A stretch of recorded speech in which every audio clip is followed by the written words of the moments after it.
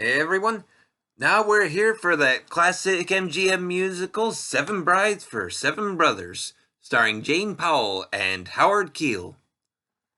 Now, of course, with this movie, the plot is pretty well known. Adam Pontopy, as played by Howard Keel, comes to town determined to return home with a wife in tow. He finds Millie, Jane Powell, who marries him and sticks with him even after she arrives and discovers Adam's brothers. Mentions Adam's views on marriage and whatnot. She then tries to positively influence the brothers, which works except for when Adam disagrees with her. At a barn raising, the brothers fall for some of the girls from town, but get into trouble when the suitors from town start a fight with them. Feeling like they have no chance, they listen to elder brother Adam and kidnap the girls. As a whole, I think this movie's reputation speaks for itself. I know there are aspects to it that don't jive with a lot of things today, and that is understandable. Of course, it is all up to the interpretation of the viewer. For me personally, this movie is one that I've enjoyed watching for many years, and one I definitely would recommend to everybody as long as they are willing to try it. It's worth it just for the barn raising sequence alone. Now, I may not have been watching it as much the last few years, but with the new Blu-ray disc, I definitely will be trying to watch it more often again. Speaking of which, now normally I don't want to try and push A1 format for viewing. In this instance, I really want people, if they can, to try the recently released Blu-ray, and I'll tell you at least two reasons why. First, this release contains two versions of this movie. At the time it was made, the movie studios were trying to find a way to combat the recent menace of television and get people to go back to the movie theaters.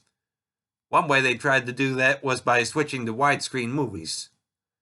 Now, MGM decided to film this movie, and several others, in two different aspect ratios because they weren't sure whether it was going to be a permanent thing or just a fad like the attempt at 3D. They had the CinemaScope version, which is the one that we all know and love. They had an alternate widescreen version, which was framed in such a way that they could cut off part of the sides using completely different takes. Now, of course, by the time the movie came out, CinemaScope had taken off in popularity, and so the alternate version was barely seen until it was released on Laserdisc in the late 90s. And again on DVD as part of a two-disc set around 2005. The second, and better reason, to try the new Blu is the movie's new restoration. Now, for the most part, popular movies tend to be in rougher shape, but from what I've heard, back in the 70s, the studio decided to blow it up to 70mm. I don't know whether it was the fact that they did it or whether it was just poorly done, but apparently in the process they really damaged the original camera negative when they did that. So what we have seen for years is what they've been able to cobble together from the best sources they had available, which would not have produced a good Blu-ray without expensive work. Now, from what I've heard, they found an old print that had been made before the damage was done to the movie.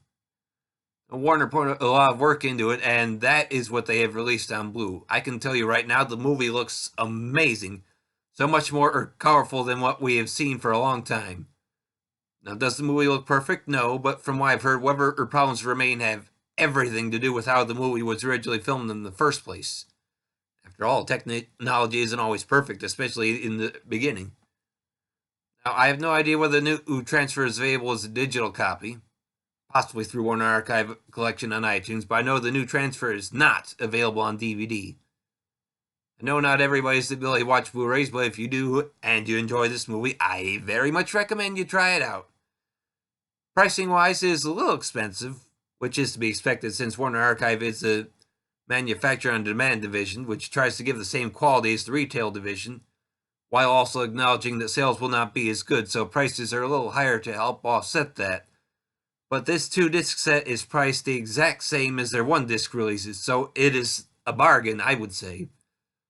Now, as usual, I should mention that both versions of the movie clock out at about 1 hour and 40 minutes. Well, that's all I have to say on this classic musical, everybody. Thanks for listening, and I hope you'll keep coming back for more.